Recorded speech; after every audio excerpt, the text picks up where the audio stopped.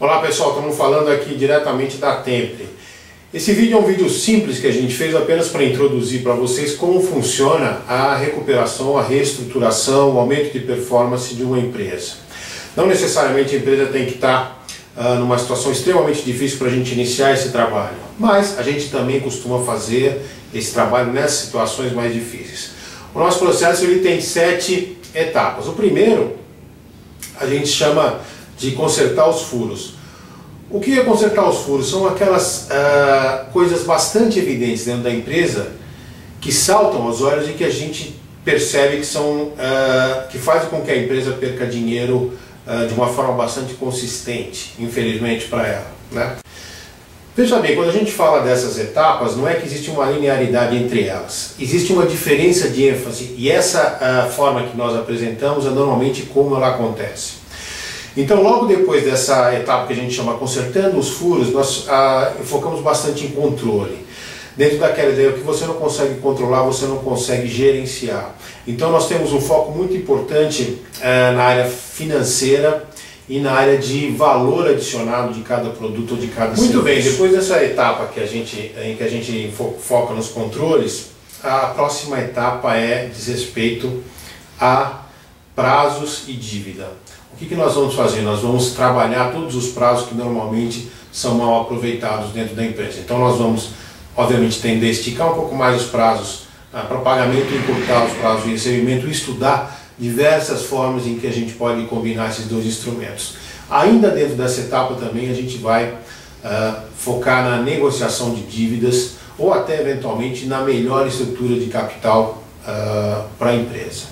Na parte de reengenharia, nós vamos estudar todos os processos e vamos ver se eles estão sendo conduzidos de forma otimizada, se não existe nenhum tipo de perda.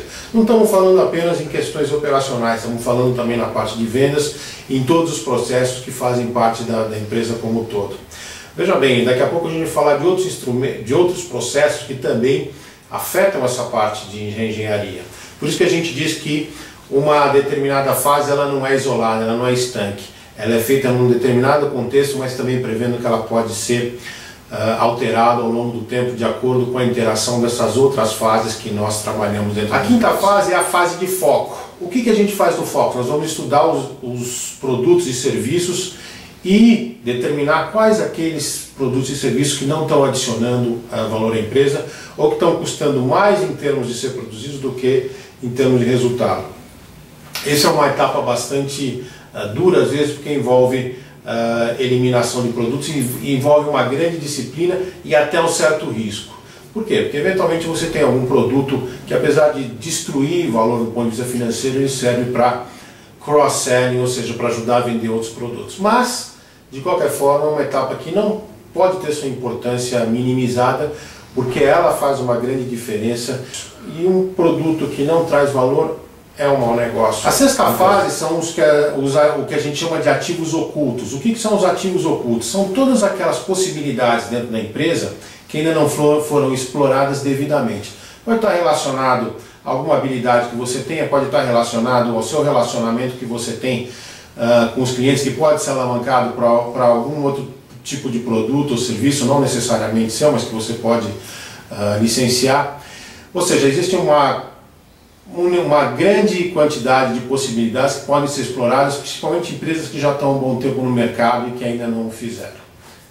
O último processo, e eu diria até a última fase que coroa todo esse esforço, é a estratégia de longo prazo. Aqui a gente vai estar olhando coisas multidimensionais, como a relação entre os sócios, o estágio em que o sócio se encontra, o sócio fundador, a possibilidade de trazer novos sócios ou trazer capital através de endividamento para a empresa, ou seja, nós vamos estar olhando o futuro da empresa no horizonte em termos de 3 a 10 anos.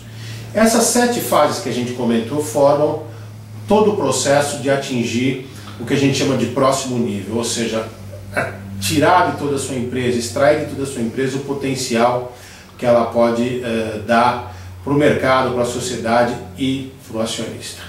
Obrigado por assistir esse vídeo. Entre em contato com a gente através do site tempre.com.br, da nossa página no Facebook ou através do LinkedIn e do nosso Twitter. Ok? Muito obrigado.